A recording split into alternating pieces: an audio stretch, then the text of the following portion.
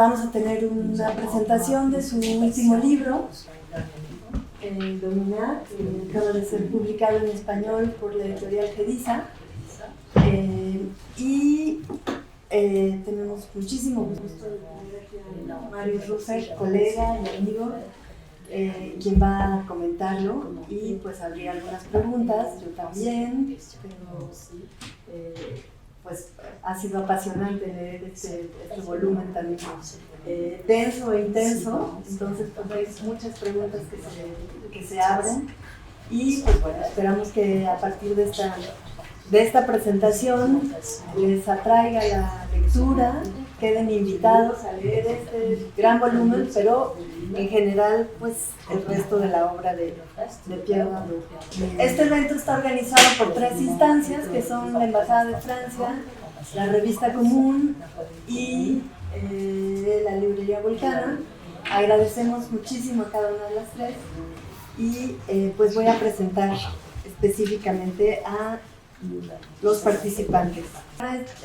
La Revista Común es una revista electrónica de publicación continua que se ha configurado como un espacio para la discusión y la reflexión crítica desde las izquierdas. Es un proyecto autogestivo que en estos días está cumpliendo 3 años y de hecho la presentación de hoy se suma a los eventos para celebrar el aniversario de la revista. La Librería Volcana, pues ya todos la conocen, también es un proyecto autogestivo que también busca mantener vínculos, digamos, fomentar una serie de editoriales independientes y tal, pero establecer vínculos con esta colonia y el lugar en donde se ubican, invitando a presentaciones como la de hoy. Y pues les agradecemos mucho por el espacio. Pierre Dadour, docente y filósofo especializado en la obra de Marx de Hegel, quien junto a Christian Laval fundó en 2004 el grupo Question Marx. Ha publicado varios libros en coautoría con Christian Laval, como Salvar a Marx. Bueno, voy a traducir al español los títulos que no están en francés. Salvar a Marx, con signos de interrogación, y Marx, nombre Karl. Y entre los libros traducidos pues está La nueva razón del mundo, que es un examen sobre la emergencia del neoliberalismo, Común, La pesadilla que no acaba nunca y La sombra del futuro. En francés, en 2021, publicó el libro, también en mi traducción libre del título, La opción de la guerra civil, otra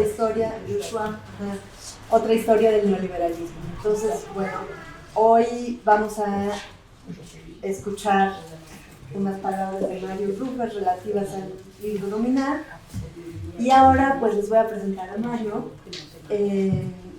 quien es colega de la UAM, especialista en historia y antropología con estudios sobre Asia y África por el Colegio de México. La UAM Xochimilco coordinaba, por suerte, exactamente, felizmente en pasado, el doctorado en Humanidades. Es miembro del SNI y ha sido profesor invitado en distintas universidades en Estados Unidos, en Alemania, en Buenos Aires y en Argentina en distintas universidades. Bueno, largo se ve de ambos, pero pues sin más voy a dejarle la palabra. Bueno, hola a todos. Tengo unas notas aquí. Muchas gracias a Paula, a Fran, por la invitación a presentar este libro que, como ven, es un monumento especial. Le decía a Fran cuando me invitó, me proporcionó el título del libro y dije, sí, qué interesante, suena fantástico. Y lo que no me dijo es que tiene 800 páginas. Entonces, bueno, 800 páginas, como dijo Paula, muy disfrutables. Yo diría muy necesarias. Voy a leer algunas notas para no perderme, para que la traducción sea fácil también. Y cualquier cosa, si muy rápido les pueden señas. Y muchas gracias a la librería también, Volcana, que no la conocía, que es preciosa y que para quienes no la conocen, vean, tiene algunas joyas preciosísimas realmente. El libro que presentamos hoy me parece capital por varias razones. En primer lugar, por lo que llamaría un paraíso perdido en los discursos académicos.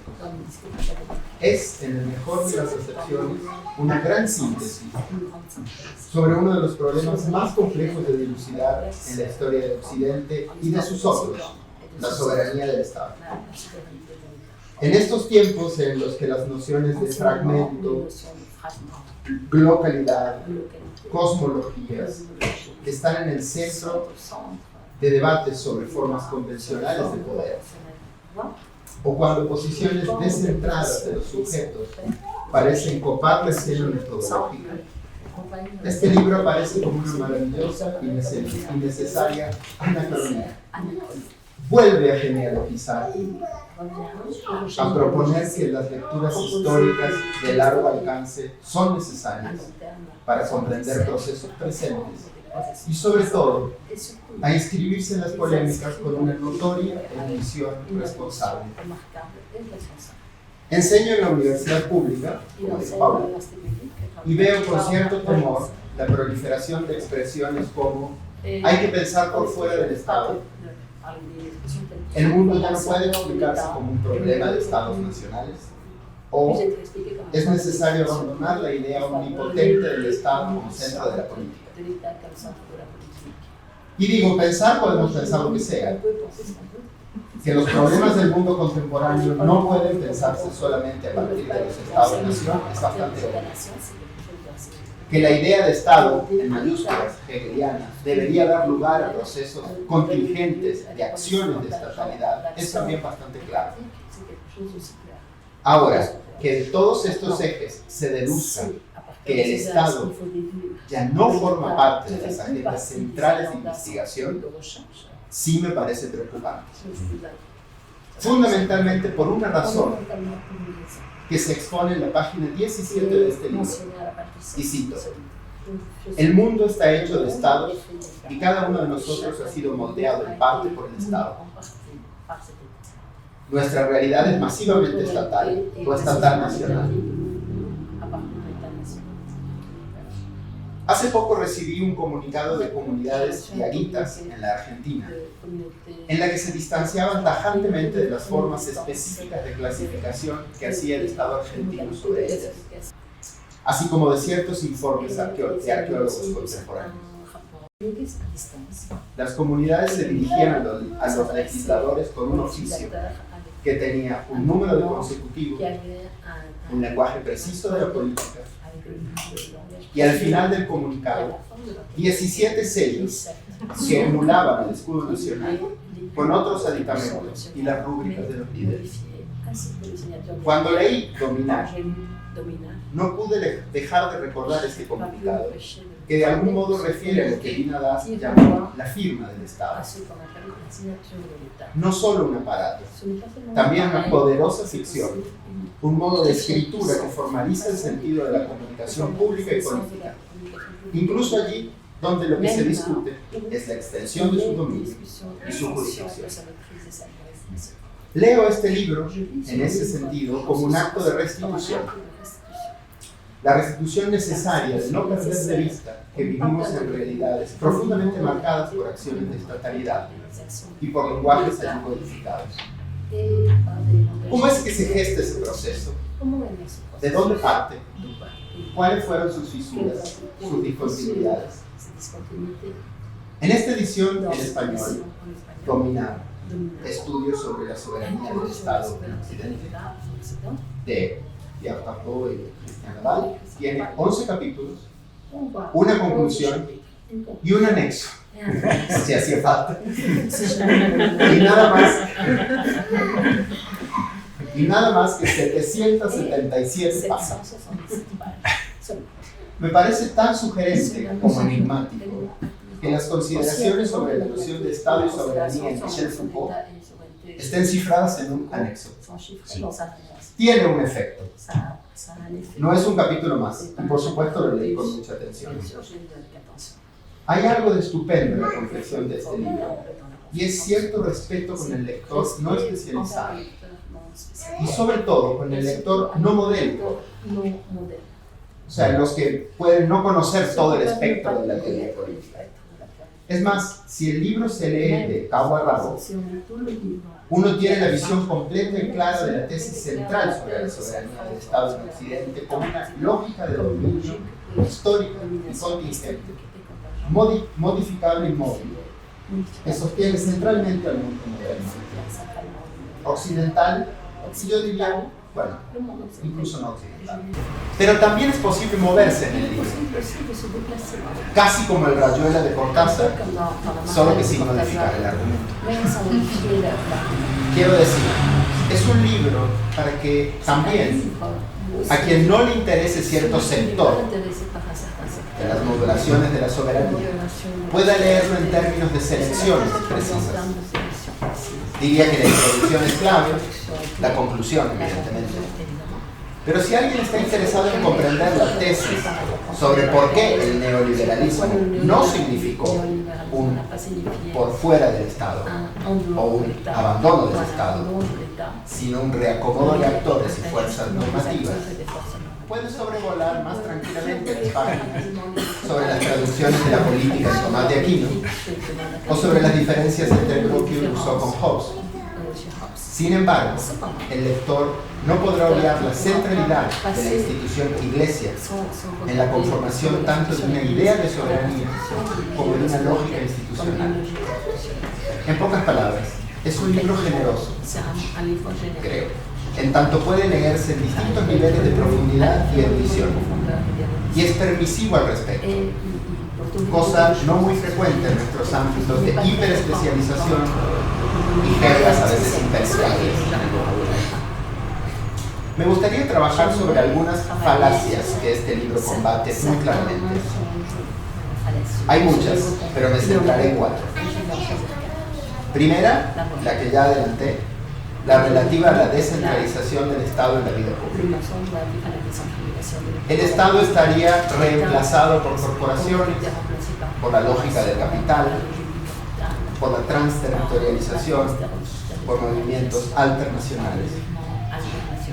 Quienes estudiamos en los años 1990 o 2000 en la universidad, tuvimos esas aproximaciones enfrente. Todas esas premoniciones fueron falsas, y este libro lo demuestra.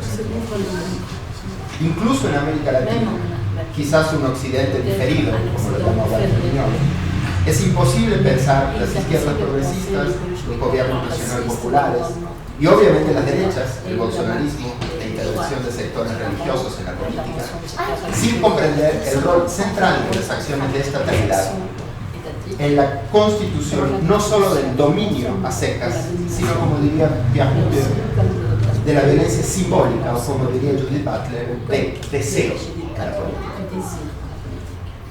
Segunda falacia. Estado y capital se repelen. La lógica neoliberal implica la desconcentralización del Estado como actor regulador y político central y le propondría un rol de árbitro mínimo. Este libro nos dice, eso es mentira. Los autores le llaman acertadamente ilusión óptica a la idea de que el Estado es un adorno frente a los embates del capital.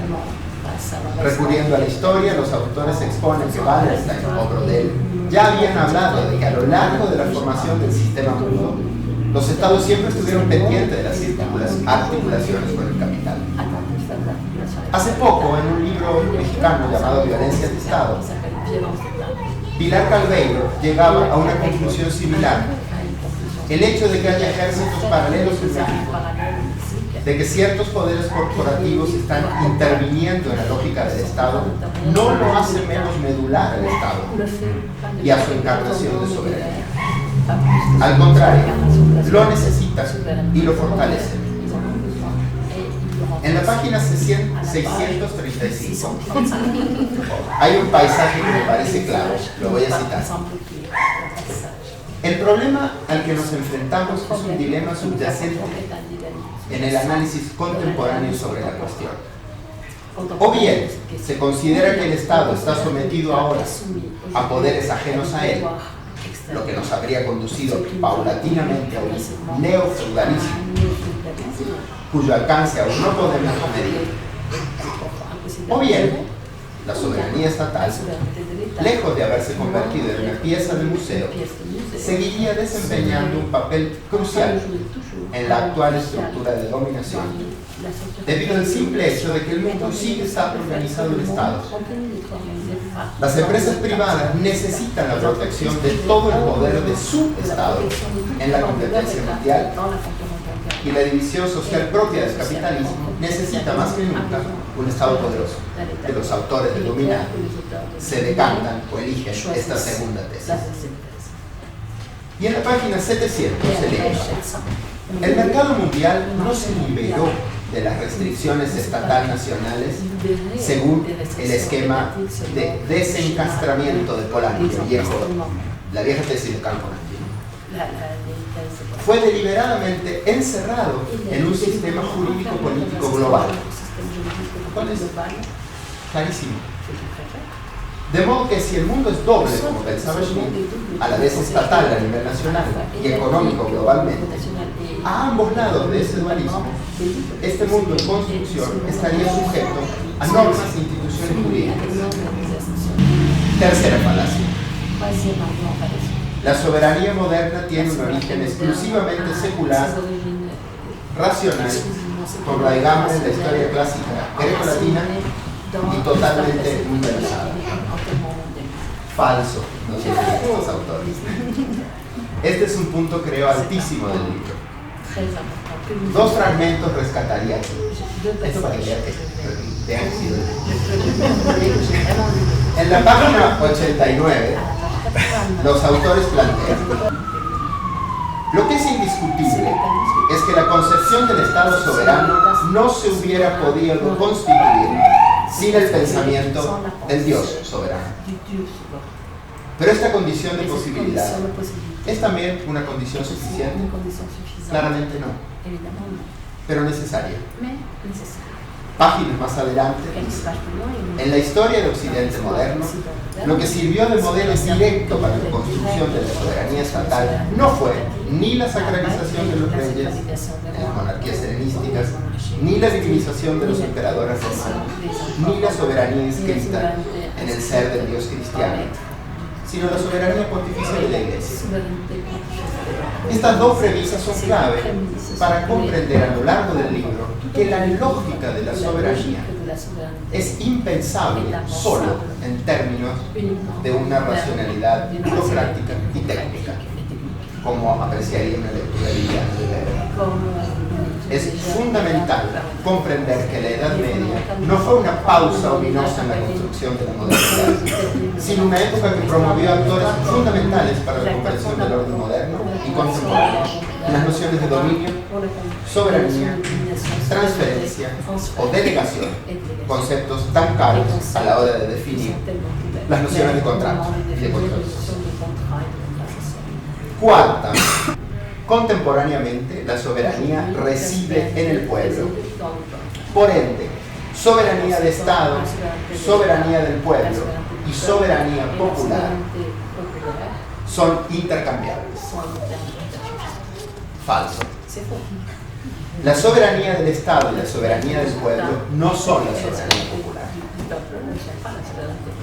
Y aquí entra un asunto interesante que recorre el libro en toda su filigrana, y es el problema del consentimiento, la obediencia, la intermitente legitimación y, sin duda, la resistencia. El problema de la unicidad siempre fracasada del pueblo en la nación. Ya desde el capítulo 7, que es un capítulo fabuloso en el que se discute el derecho natural, todo lo que trae el derecho natural, Rousseau, Hobbes y Locke, aparecen las preguntas necesarias desgajadas en el panfleto Revancha contra los tiranos de 1579, que dice: ¿deben los súbditos obedecer al príncipe si éste les ordena hacer algo contra la ley de Dios? ¿Es legal resistirse a un príncipe que oprime o arruina un estado público? Estas preguntas llevan ríos de tinta escrita y sus respuestas a lo largo de los últimos siglos están en gran medida abordadas en el libro. Pero es interesante entender la densidad histórica que los autores dan a estos conceptos. La soberanía del pueblo no es necesariamente la soberanía de los ciudadanos, secuestrada por el voto como único momento de su ejercicio. Y a su vez, los cito en la página 747, la soberanía popular nunca se refiere a la totalidad de los ciudadanos, sino siempre a una parte. La historia nos enseña que la soberanía popular es sobre todo una cuestión de práctica y experiencia, no un tipo de régimen político. Consiste en prácticas de control de los gobernantes, es decir, prácticas de autogobierno que implican el rechazo decidido de toda representación política. Y esta parte me encantó.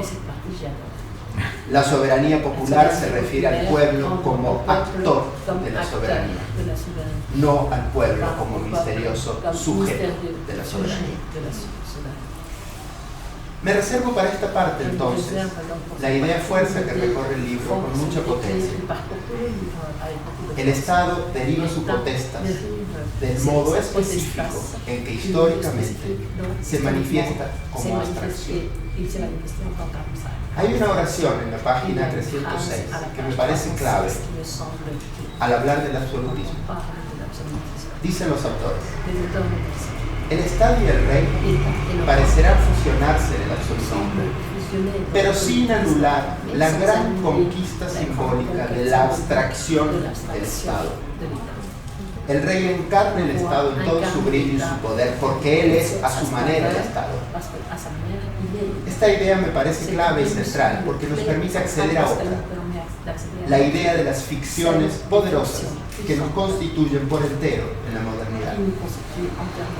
Cuando en el anexo, los autores, recuperan el Foucault, cosa que para mí fue clave, esa recuperación de Foucault, porque yo soy de la generación, y creo que varios aquí, que estudió a San Foucault. Todo lo explicaba Foucault cuando yo iba a la universidad: el poder, la disciplina, la sexualidad, el Estado. Cuando lo recuperan, decían, ponen el acento en un punto clave. Al considerar a la soberanía como un momento en la historia del Estado y anteponerla al disciplinamiento y la gubernamentalidad, conceptos de Foucault, Foucault no logra explicar, dicen los autores, de todo. ¿Cómo es que ley, código, procedimiento jurídico siguen siendo elementos centrales de la definición de la vida contemporánea? En definitiva, dicen los autores, Foucault parece caer en algo bastante parecido a la noción marxista de ideología. Estos enmascaran o son parte de la falsa conciencia. Creo que Foucault estaría enojadísimo. Pero lo que me parece central es este planteo de Lardot y Laval, y cito: este nominalismo tiene un reverso especialmente dañino para el análisis histórico y político, ya que ignora la fuerza simbólica de las ficciones, y en particular de la ficción del Estado como persona pública, dotada de voluntad e incluso alma. Poner entre paréntesis la existencia de los universales no debe llevarnos nunca a ignorar la formidable eficacia de las ficciones, y a lo que yo agregaría, y su carácter mágico, aún de la contemporaneidad. Quisiera terminar esta presentación con algunas preguntas. Primero, creo que el libro nos ayuda a pensarnos en estas teorías, pensarnos localmente aquí. Ahora, una cosa que me parece importante formular como pregunta es de qué manera podríamos pensar que la experiencia colonial imperial, por ejemplo, fraguó las teorías de la soberanía y del Estado. Después de libros como Tensions of Empire, de Frederick Cooper y Ann Stoller, o Subject to Colonialism, de Gurab Desai, que rescatan, por ejemplo, de qué manera Locke no hubiera podido pensar ciertas nociones de propiedad o de dominio sin la experiencia india. Me pregunto si esta parte no podría ser, o si esta pregunta no podría ser un anexo u otro tomo, o un libro diferente que podríamos hacer nosotros, por ejemplo. ¿Hasta qué punto lo que se llamó la transferencia de soberanía durante la conquista de América, por ejemplo, influyó, modeló, posibilitó formas específicas de soberanía? Es una de las tesis de Antoniano. Segundo, quisiera retomar la idea de por qué creo que este libro es relevante en México y en América Latina. Justo porque permite dialogar con los irresolubles. Hace 2 o 3 años me pidieron que escribiera un texto de divulgación para Alemania sobre el fenómeno de Ayotzinapa, la desaparición de 43 estudiantes normalistas en Guerrero en 2014. La pregunta central que nos pedían atravesar era: ¿por qué pasa esto en un Estado de Derecho? En aquel momento yo di vuelta a la pregunta y en el texto propuse otra lectura. Decía, nos hablaron de verdad histórica. El presidente mexicano en aquel entonces dijo que todos los tratados internacionales sobre derechos humanos están firmados y no había de qué preocuparse sobre legalidad y legitimidad. Impidieron el paso a los equipos forenses internacionales y luego invalidaron jurídicamente sus dictámenes ante la obviedad de la intromisión estatal en el caso. Yo en el texto preguntaba: ¿y por qué hace eso el Estado mexicano? Y respondí algo torpemente: lo hace porque puede. ¿Y por qué puede? Porque el núcleo duro de la soberanía sigue teniendo, si no un poder coercitivo completamente estatal, sí un lenguaje de estatalidad altamente performativo. A esto lo digo ahora porque si yo hubiera tenido este libro hace 2 años, mi respuesta habría sido menos intuitiva, más precisa y más erudita. Este libro explica la eficacia de esa ficción y su fuerza histórica y contemporánea. Por el material que ofrece este libro como un don a los lectores latinoamericanos, es que considero su traducción en español y su aparición en México oportuna, y su lectura para nosotros, y muy particularmente para profesores universitarios, tan útil y tan necesario. Gracias.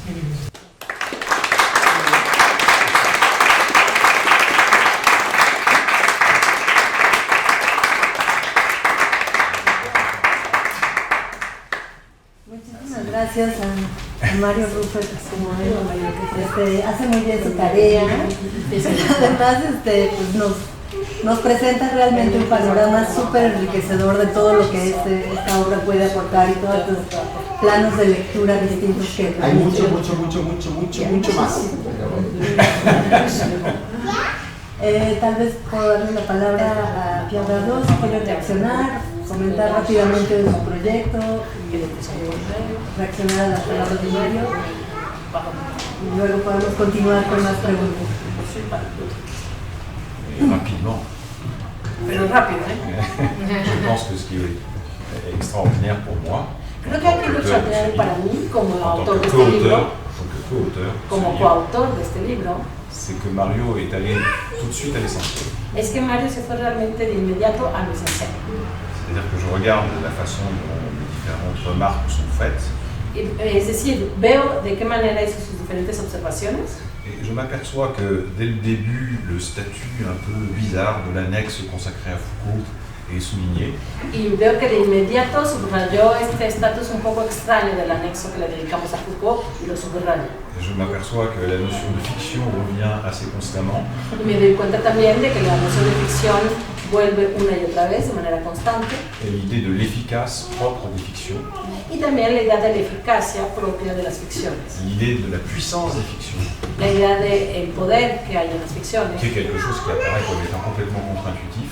Que es algo que puede resultar completamente contra la intuición. Parce qu'on se dit, si c'est une fiction, ça ne peut pas avoir de puissance. Porque uno piensa que si es una ficción no tendría por qué tener cierto poder, cierta fuerza. Et je m'aperçois que d'un bout à l'autre, jusqu'à la fin, y compris jusqu'à la remarque sur le caractère magique des fictions, Y me doy cuenta de que hasta el final, incluyendo su observación que hizo ya casi al terminar sobre el carácter mágico de las ficciones, ce fil conducteur est parfaitement restitué. este hilo conductor fue completamente bien restituido. Et je prends le terme de magique qu'il a utilisé, Y avec une retomo certaine aquí insistance, el término de mágico que utilizó con cierta insistencia et je m'arrête un petit peu sur ce terme. y me detengo un momento en este término. Comme souvent dans des livres, on ne dit pas tout parce que, bon, déjà, quand on arrive à 740 pages, on se dit que ça suffit. Como siempre en los libros, no pudimos decirlo todos, y también entre otras cosas porque cuando llegamos a la página 740 dijimos, bueno, ya basta. Mais néanmoins, j'aimerais le dire ici parce que c'est assez important pour nous, on a beaucoup été inspiré par la théorie des fictions de Bentham. Pero sí, es algo importante para nosotros, y quiero decirlo aquí claramente, este libro fue inspirado por la teoría de las ficciones de Bentham. Et Christian Laval a écrit un petit livre sur le pouvoir, la théorie des fictions chez Bentham. Christian Laval, el coautor, escribió un pequeño libro sobre la teoría de las ficciones en Bentham. Et je pense que c'est assez important à dire pour comprendre le statut de la fiction. Y creo que esto es importante decirlo para entender el estatus de la ficción. Parce que Bentham parle de différentes fictions. Porque Bentham habla de diferentes ficciones. On peut considérer que toute son œuvre est une réflexion sur le statut des fictions. Y podríamos incluso considerar que toda su obra es una reflexión en torno al estatus de las ficciones. Et il y a des fictions qui ne sont pas dangereuses de son point de vue parce qu'elles ne génèrent pas de croyances.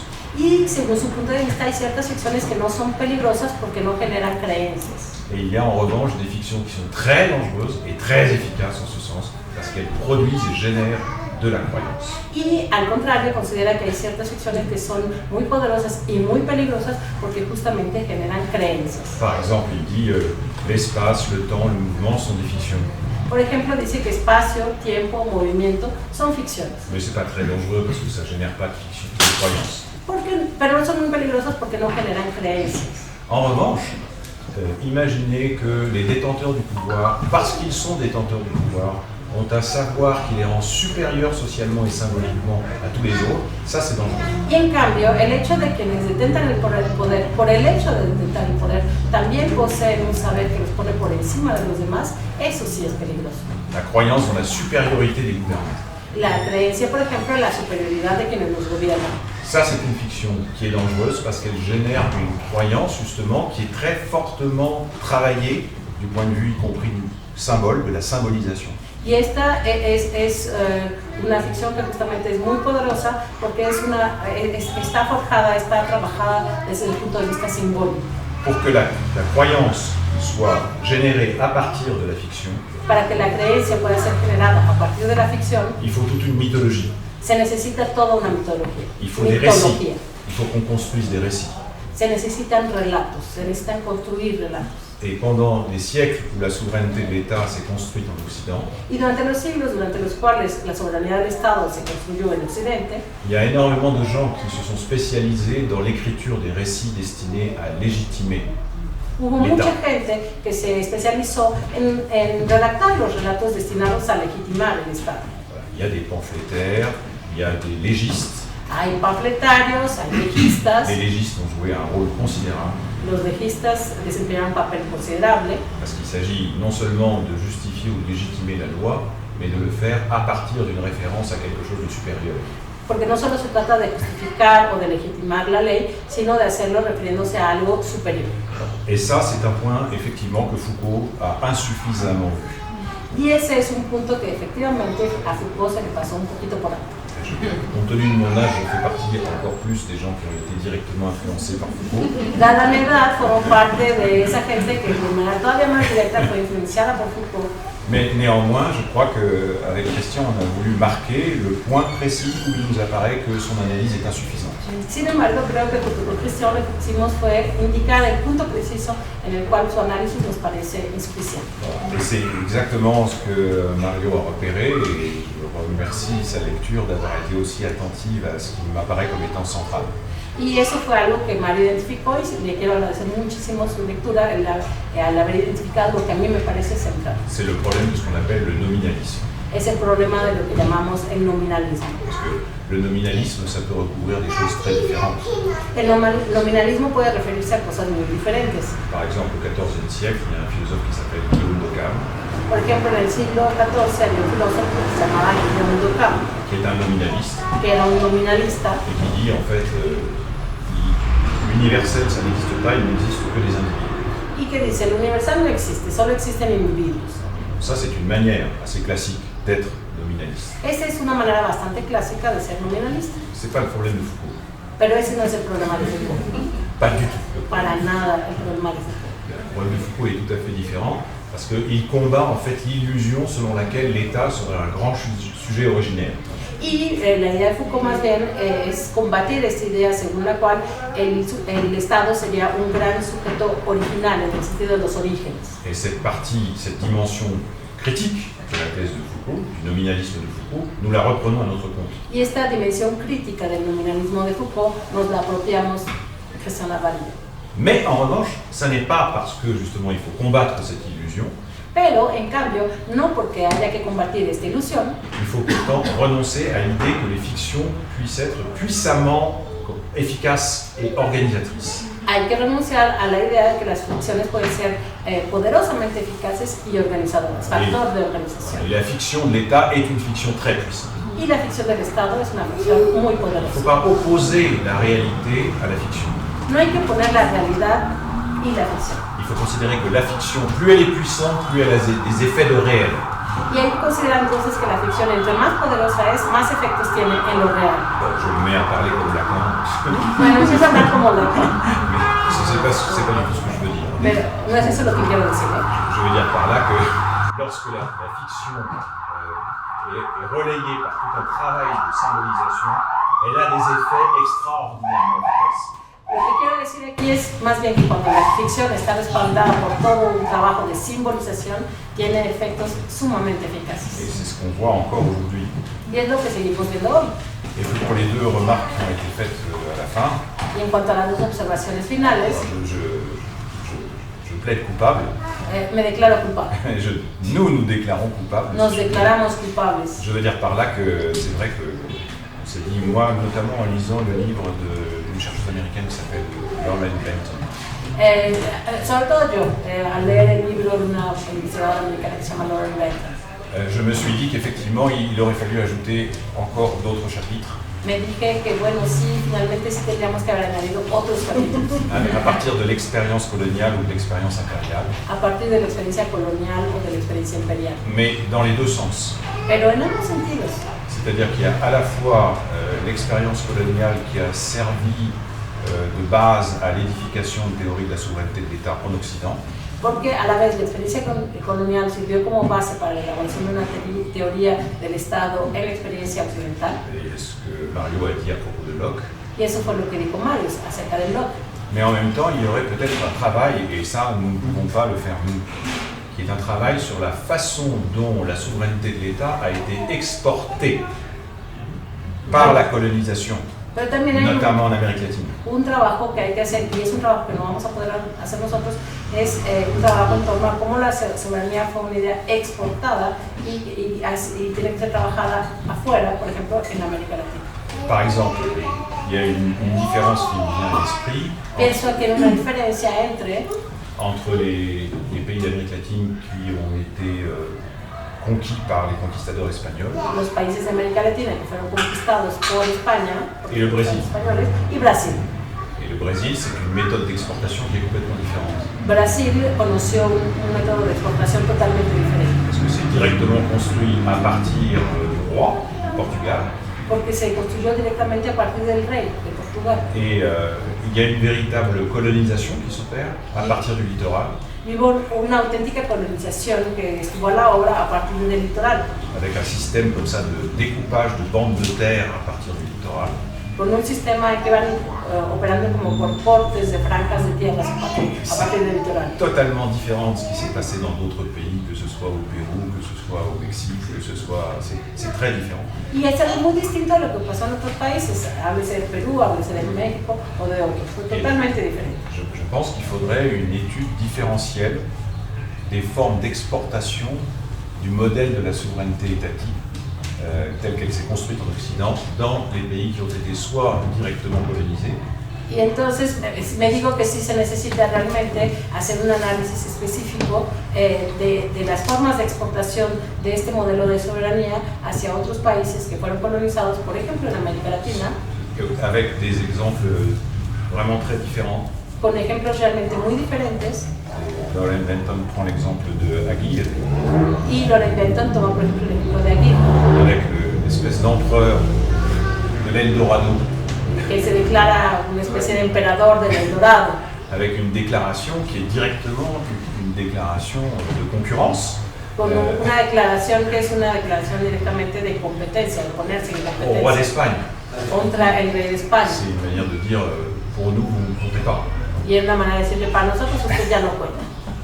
Voilà, et je pense que ça c'est un travail fantastique qu'il faudrait mener. Creo que ese es un trabajo fantástico que habría que realizar. Qu'il faudrait vraiment réaliser de manière très, très approfondie et détaillée. Y que habría que hacer de manera honda y detallada. Voilà, et puis sur l'exemple du Mexique, comme je connais très peu l'exemple du Mexique et que c'est la première fois que je viens au Mexique et que souvent je réfléchis beaucoup à partir des rencontres que j'ai avec un certain nombre d'acteurs universitaires, voilà, sur le terrain del pays. Y en cuanto al ejemplo de México, hay que decir que conozco poco México, es la primera vez que vengo a México y muchas de mis reflexiones nacen justamente del contacto que se da con los actores, con los universitarios, con los colegas con los que puedo intercambiar en el país que visito. Bon, je dirais juste, c'est pas une confidence.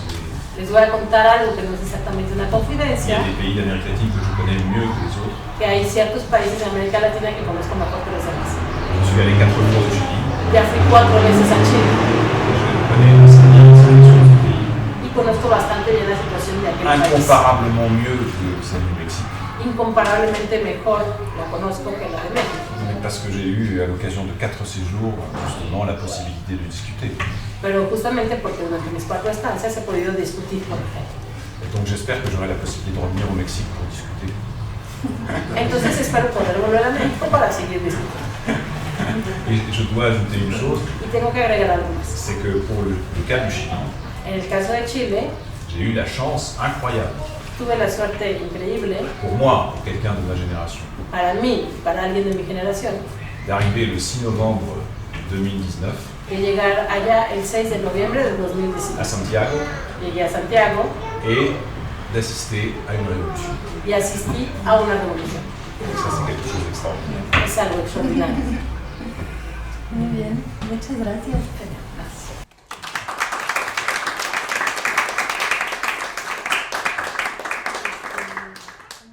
Bueno, pues les propongo tal vez si alguno de ustedes quiere comentar o hacer alguna pregunta, yo también, a lo mejor puedo empezar yo con algunas preguntas. Digamos que yo me identifico mucho en el procedimiento, justamente en este esfuerzo genealógico, digamos, de la explicación de un problema político, bueno, filosófico en este caso, por la vía de la historia. Eso es algo que hace mucho eco a muchas de las preguntas que compartimos y como la manera en cómo podemos contestarlas. ¿No? Me parece un procedimiento con el que me identifico muchísimo. No puedo, digamos, debatir o discutir como los aportes históricos de la historia de la soberanía, porque no es mi área de especialidad. Yo más bien pienso desde un punto de vista antropológico e histórico en el proceso de formación del Estado-Nación, pero más bien en el siglo XX y XXI.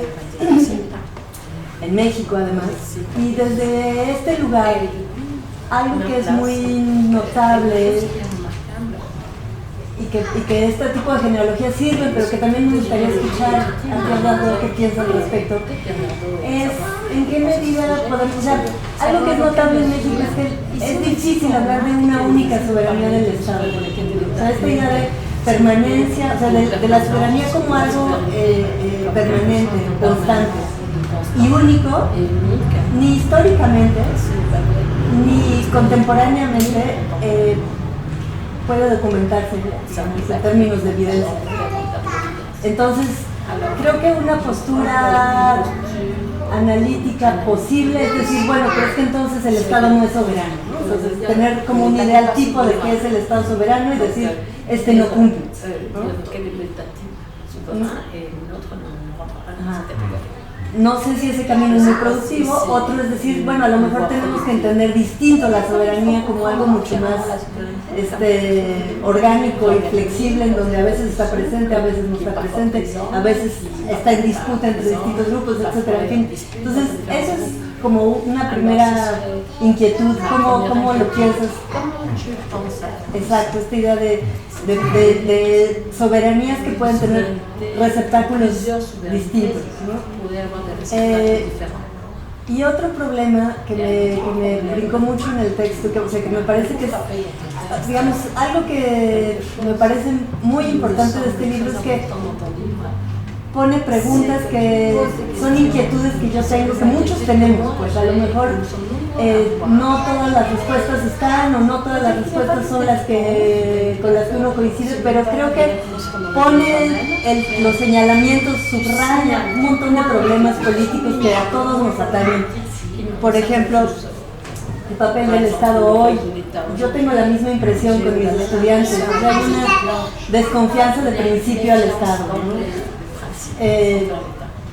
no solo como algo que ya no les va a dar nada, sino como algo que no tiene importancia en el presente, efectivamente, ¿no? Como en esta retórica, entre comillas, neoliberal, de que esto ya es algo rebasado y entonces tampoco hay que interpelarlo porque ya no cuenta, ¿no?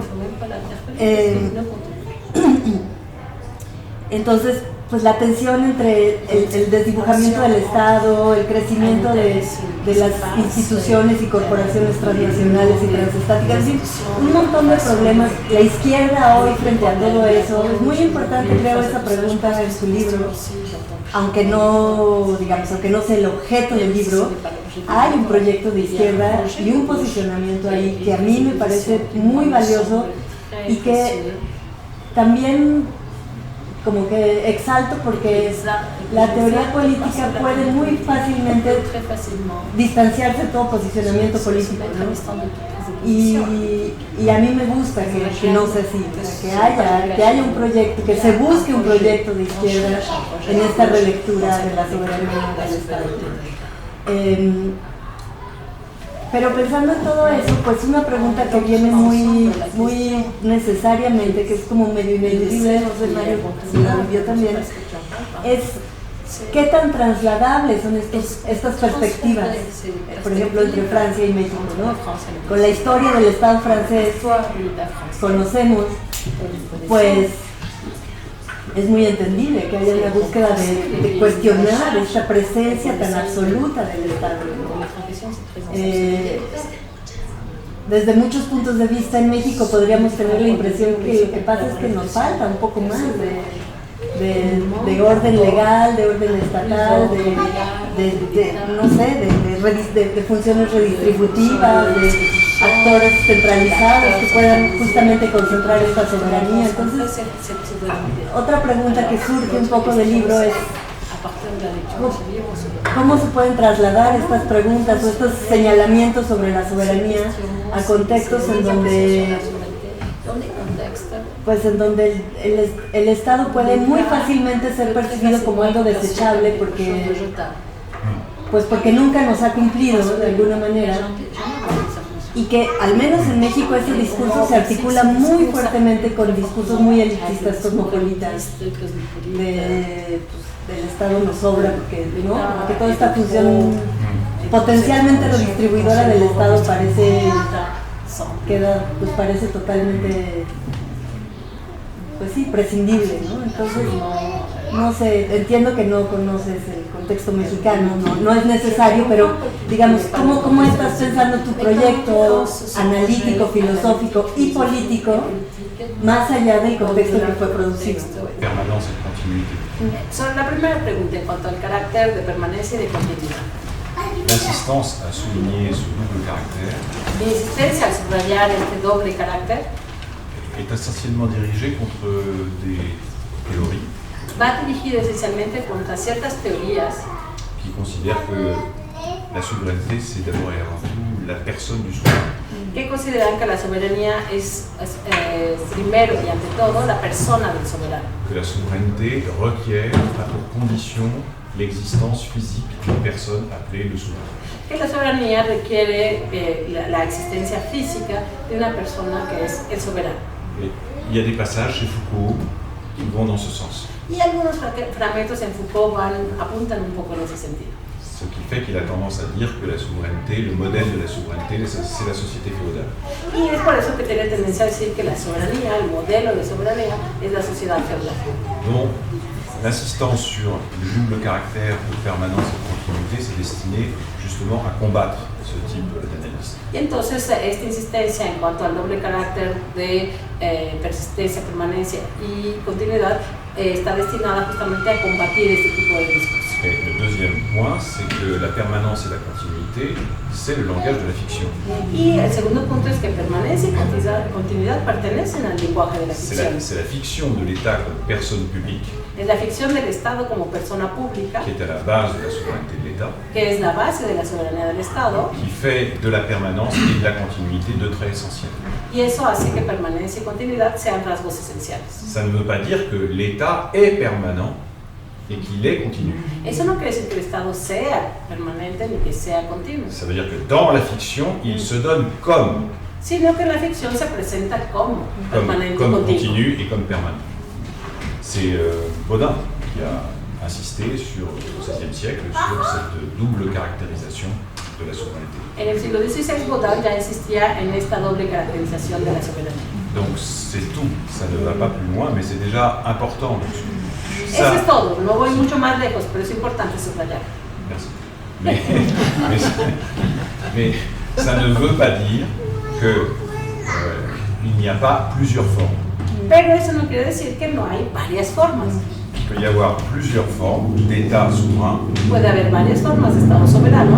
Et dans la fiction, l'État peut toujours se donner comme étant permanent et comme étant continu. Y aún así, en la ficción, el Estado puede seguirse presentando como algo permanente y continuo. Et ce qui est difficile parce que c'est un défi politique, Y eso es difícil porque es un reto político. c'est de savoir comment combattre la fiction de la souveraineté de l'État Es decir, cómo combatimos la ficción de la soberanía del Estado en tenant compte des multiples formes que prend l'État souverain. y tomando al mismo tiempo cuenta las diferentes formas que puede tomar el Estado soberano. Mais je crois que si on n'est pas capable de faire ça, alors on ne pourra rien faire sur le plan de la pratique politique. Pero creo que si no somos capaces de hacer eso, no vamos a ser capaces de hacer nada en el plano de la práctica política. Et ça me permet d'aboutir à la deuxième question, Y esto me permite conectarlo con la segunda pregunta, qui me paraît très importante, que me parece muy importante. parce que si je prends un point central dans le chapitre 11, Porque si retomo aquí un punto central en el capítulo 11, le dernier chapitre, el último. il est question du statut des services publics. Allí se habla del estatus del servicio público, del conjunto de servicios públicos, Il est question de ce qu'on appelle l'État social. lo que se llama el Estado social. Je ne dirais pas trop État-providence, No me referiría tanto al Estado providencia, parce que ce sont des libéraux qui, en France, ont forgé cette notion pour insister sur le caractère, justement, écrasant de la tutelle exercée par l'État. no lo utilizaría porque justamente son liberales en Francia los que forjaron esta noción para subrayar este carácter aplastante del Estado que ejerce esta función. Tocqueville. Tocqueville, por ejemplo. Et je crois qu'il y a quelque chose de fondamental qui doit donner lieu à une réflexion différenciée selon les pays. Y creo que hay aquí algo fundamental que debe dar lugar a una reflexión distinta según los países. La lutte contre la souveraineté de l'État doit pouvoir prendre appui sur ce qui subsiste d'institutions redistributrices ou sociales. La lucha contra la soberanía del Estado debe apoyarse sobre lo que subsiste de instituciones redistribuidoras o redistributivas y sociales. Alors, il y a des pays où il y a très peu En d'institutions. ciertos países son muy pocas. Par exemple, des amis brésiliens me disent que l'État social au Brésil, Mis amigos brasileños, por ejemplo, me dicen que bueno, el Estado social en Brasil c'est pas grand-chose. no es ya gran cosa. Mais de manière générale, il me paraît qu'il y a une lutte qui doit prendre appui sur un certain nombre de choses qui ont pu se faire à l'ombre de l'État. Pero me parece que hay una cierta lucha que debe hacerse a la sombra de ciertas cosas que se hicieron a espaldas o bajo la sombra del Estado. Et opposer cela à l'État néolibéral. Y hay que oponer eso al Estado neoliberal. Bon, par exemple, dans les pays d'Europe occidentale ou en France, pas simplement en France, Y por ejemplo, en los países de Europa Occidental, no solo en Francia, mais il y a des institutions de l'État social qui se sont construites hay instituciones del Estado social que se construyeron à la fin du 19e siècle et au début du 20e siècle, a finales del 19 y principios del 20, qui sont aujourd'hui remises en cause d'une manière extrêmement brutale parfois que están siendo puestas en tela de juicio hoy de manera a veces muy brutal par l'État néolibéral, por parte del Estado neoliberal, qui est la forme que prend l'État souverain. que es la forma que Quizá la toma el première Estado question. soberano, asociándolo con la primera pregunta. Et donc la question est de savoir comment on peut pratiquement opposer l'État social ou l'État des services publics Y entonces aquí la pregunta concretamente es cómo podemos oponer este Estado social de servicio público à la souveraineté de l'État néolibéral. a la soberanía del Estado neoliberal. Et ce qui s'est passé pendant la pandémie a été l'occasion de réfléchir à ça. Y lo que sucedió durante la pandemia nos dio oportunidad para reflexionar en torno a Et esto. quand je suis allé à Madrid pour présenter Dominar, Cuando fui a Madrid a presentar el libro Dominar, je me suis bien sûr aperçu que la situation de l'Espagne était très différente de celle de la France. desde luego me di cuenta de que la situación en España es muy diferente a la de Mais Francia. ça, je le savais avant de faire le voyage. Pero eso es algo que sabía antes de hacer el viaje. Et je me suis aperçu en revanche que la préoccupation que j'exprimais, que je viens de formuler, Pero était si me- immédiatement Sí me di cuenta de que esta preocupación que acabo de expresar era inmediatamente reprise, comprise et reprise. retomada y entendida. Et la question étant de savoir comment, dans des conditions nationales spécifiques, on réussit à organiser cette espèce d'opposition entre l'État social ou l'État des services publics et l'État néolibéral. Y la pregunta es entonces cómo organizar concretamente, con contextos específicos, esta oposición entre el Estado social de los servicios públicos y el Estado neoliberal. Alors, d'un mot comme ça, pour vous dire ce qui m'apparaît très important, En una palabra, por decir lo que me parece ser lo más importante, c'est qu'il y a peu de gens qui savent que l'un des théoriciens des services publics en France, hay poca gente que sabe que uno de los teóricos de los servicios públicos en Francia, qui s'appelle Léon Duguy, que se llama Léon Duguy, à la fin du 19e siècle et au début du 20e siècle, a finales del 19 y principios del 20, a opposé l'État des services publics à l'État souverain. opuso el Estado de servicios públicos, lo contrapuso al Estado soberano. Il donne des conférences à l'Université de Columbia en 1920 En 1920 va a dar conferencias a la Universidad de Columbia en disant que l'État des services publics est contradictoire avec l'État souverain. y dice que el Estado de servicios públicos contradice al Estado soberano. Pourquoi? Parce que s'il y a des services publics, ça veut dire que l'État a une obligation à l'égard des citoyens. Porque si hay servicios públicos, dice, entonces el Estado tiene una obligación hacia los ciudadanos. Une obligation positive à l'égard des citoyens. Una obligación positiva respecto a los ciudadanos. Mais un État qui a une obligation positive à l'égard des citoyens n'est pas un État souverain. Pero entonces un Estado que tiene una obligación positiva respecto a los ciudadanos ya no es un Estado soberano. Alors pendant la pandémie, ce qui s'est passé partout dans beaucoup de pays, et pas simplement en Europe, c'est que les citoyens ont pris conscience de cette obligation. Y lo que sucedió durante la pandemia, no solo en Francia, sino en muchos países de Europa, es que los ciudadanos se dieron cuenta, cobraron conciencia de esta obligación. Et pourtant, les formes de l'État souverain néolibéral sont très différentes. Pero Mais las il y a eu- formas de Estado soberano neoliberal son muy diferentes, a il y a eu pesar de todo. cette espèce de prise de conscience à l'échelle de millions d'hommes dans le monde. Pero hubo esta especie de toma de conciencia a escala de millones de individuos en el mundo. Et ça, c'est quelque chose de fondamental pour construire cette opposition entre l'État des services publics et l'État néolibéral. Y esto es algo fundamental para construir la oposición entre el Estado de servicios públicos y el Estado neoliberal. J'ai dit pour construire cette opposition. Y consta que dije construir esta oposición. Parce qu'il y a beaucoup de gens qui peuvent se dire « Ah mais non, il n'y a pas à la construire, elle est donnée Porque hay mucha gente que puede pensar, pero no tenemos por qué construirla, ya está allí, es algo dado. ». Puisque l'État néolibéral combat les services publics, qui s'oppose au service public. Puesto que el Estado neoliberal combate los servicios públicos, se opone a los servicios públicos. Donc l'opposition est là. Y ahí tenemos la oposición ya dada. Donc il n'y a pas besoin de la construire. ¿Y para qué la construimos entonces? Alors je reprendrai le terme de Mario tout à l'heure et je dirais, c'est, comment on dit d'ailleurs en espagnol le mot illusion là? Falacia. Voilà, Fallace. ça me rappelle fallace, Fallace. bentham, et fallaciste. Voilà. Bon, et à ce moment-là, on s'aperçoit que oui, il faut la construire. Retomando aquí la palabra de Mario, porque falacia, me refiero a falaz, y hay que construir Qu'est-ce que desde ça veut luego. dire, qu'est-ce que ça veut dire cette opposition entre l'État, les services publics et l'État néolibéral? ¿Por qué significa esta oposición entre el Estado de servicios públicos y el Estado neoliberal? Mais l'État actuel n'est pas l'État des services publics. Porque el Estado actual no es el Estado de los servicios públicos. L'État actuel, l'État néolibéral, s'attaque aux services publics, El Estado actual neoliberal ataca a los servicios públicos, mais il ne s'attaque pas à un État qui lui ferait face et qui s'appellerait l'État des services publics. pero no ataca a un Estado que está allí enfrente y que sería el Estado de servicios públicos. Et à ce moment-là, pour arriver à renforcer les services publics, Y en ese momento, para reforzar a los servicios públicos, il faut introduire dans le fonctionnement des services publics hay que introducir dentro del funcionamiento de los servicios quelque públicos chose qui manque cruellement aujourd'hui, qui s'appelle la démocratie. algo que falta cruelmente hoy y que es la democracia. Donc c'est seulement si on combat pour la démocratie à l'intérieur des services publics qu'on peut opposer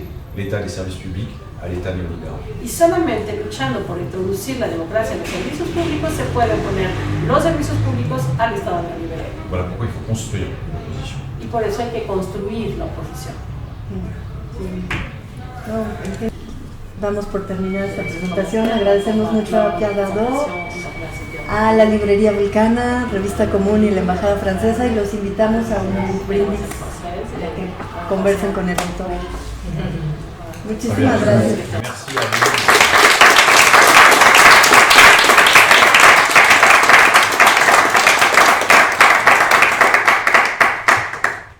Memorias, combates, proyectos. Revista Común.